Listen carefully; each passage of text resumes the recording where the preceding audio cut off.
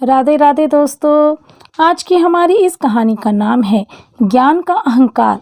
एक समय की बात है, एक घमंडी व्यक्ति शहर से पढ़ लिख कर अपने पुराने गांव में आया।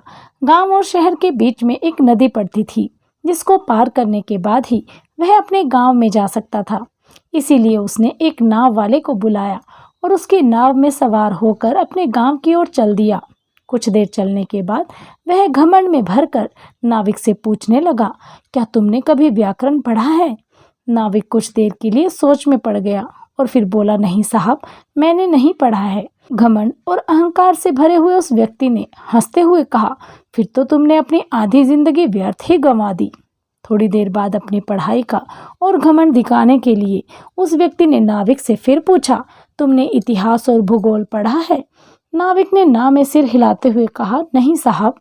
अहंकारी व्यक्ति ने फिर जोर से ठहाका लगाकर नाविक का मजाक उड़ाते हुए कहा, फिर तो तुमने अपना पूरा जीवन व्यर्थ कर दिया। नाविक को इस बात पर बहुत क्रोध आया, लेकिन मन मार कर रह गया और उस व्यक्ति से कुछ नहीं बोला। चुपचाप नाव चलाने लगा। कुछ दूर नाव चलाने के बाद अचानक नदी में उफान आ गया और नाव जोर जोर से हिचकोले खाने लगी। ये देखकर नाविक ने चेहरे पर छोटी सी मुस्कान के साथ ऊंचे स्वर में उस व्यक्ति से पूछा, साहब, आपको तैरना भी आता है या नहीं? व्यक्ति ने कहा, नहीं, मुझे तैरना नहीं आता।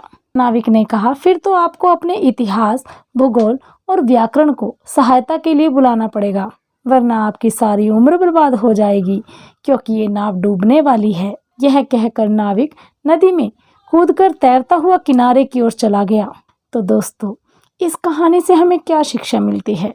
यही कि कभी भी अपने ज्ञान पर व्यर्थ का अहंकार प्रदर्शित नहीं करना चाहिए और किसी को भी अपने ज्ञान के बल पर नीचा नहीं दिखाना चाहिए। जय जय श्री राधे।